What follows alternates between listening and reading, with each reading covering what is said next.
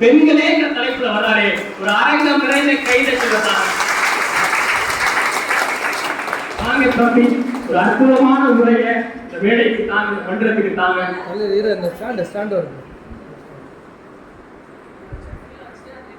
இந்த வயர் மைக்கை அதில் வச்சு விடுங்க.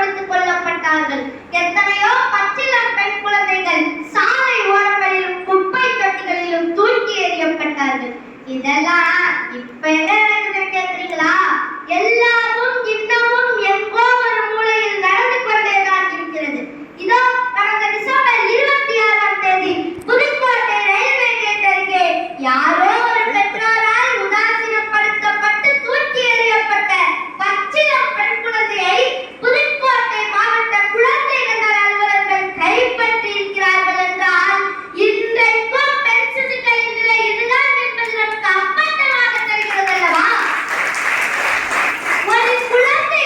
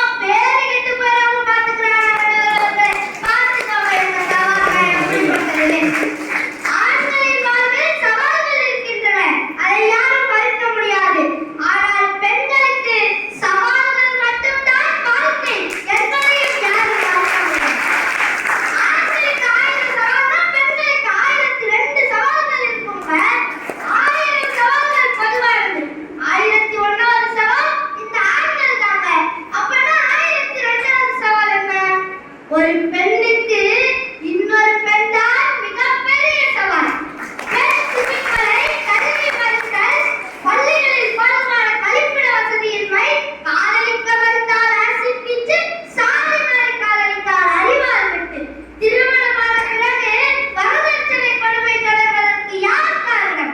பெண் ஆண்களும் சமூக அமைப்பும் ஒரு பக்கம் இருந்தாலும் நுணுக்கமாக ஆராய்ந்து பார்த்தால் பெண்களே அவர்களுக்கு எதிரியாக உள்ளார்கள். இத்தனை சவால்களையும் கடந்த பிறகு ஒரு பெண் வயது முப்படைந்தாலும் அவருக்கான சவால்கள் மட்டும் முடிவடைவதே இல்லை நண்பர்களே. தான் தள்ளாடினாலும் வயதான கணவனை கவனிப்பது, பேர குழந்தைகளை பராமரிப்பது என ஒரு பெண் தன் இறுதி வரை சவாலோடு தான் வாழ்கிறார் நண்பர்களே. இல்லத்தரசிகள் மற்றும் பணிக்கு செல்லும் பெண்களின் சவால்களை பட்டியலிட்டால் இன்றைய நாள் முழுக்க பேசிக்கொண்டே இருக்கலாம். ஆகையால் காலத்தின் அருமை கருதி இன்னும் ஒரு கருத்தை மட்டும் சொல்லி என் உரையை நிறைவு செய்கிறேன்.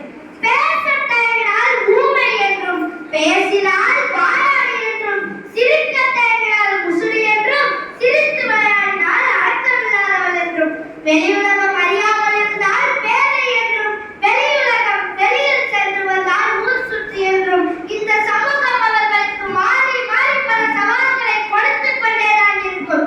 ஆகவே நடுவர் அவர்களே, அதிகமான சவால்களை எதிர்கொள்வதோடு தன் மனதினத்தால் வென்று சாதனைகளாக மாற்றுவதும் பெண்களே பெண்களே என்று நல்ல தீர்ப்பை எங்களிடத்தே வழங்குவீர்கள் என்ற நம்பிக்கையோடு என் இடம் அமர்கிறேன். நன்றி, வணக்கம். ரொம்ப அழகா பேசியிருக்காங்க. ஒரு பெண் பிறக்கிறதுல இருந்து கடைசி கொடி மறைஞ்சு போற வரைக்கும் இந்த மண்ணில் சவால்களை சந்திக்கிறது பெண்களே அப்படிங்கிறதுக்கான நிறைய கருத்துக்களை நகைச்சுவையோட நல்ல நல்ல ஆளுமை நிறைந்த கருத்துக்களை கொண்டு பேசியிருக்க அன்பு தம்பி இப்பதான் 6ஆம் வகுப்பு படிச்சுக்கிட்டு இருக்காரு. யோசிச்சு பாருங்க, எத்தனை பேர் மேடைக்கு வந்தா நிக்கிறதுக்கே கால் நடுக்கலாம், மைக்க பிடிச்சா கை உதலாம். அப்படி இருக்கக்கூடிய நிலைமையில இன்னைக்கு தலிர்மதியன் பெண்கள் தான் அதிக சவால்களை சந்திக்கிறாங்கன்னு பேசிட்டு போயிருக்காரு.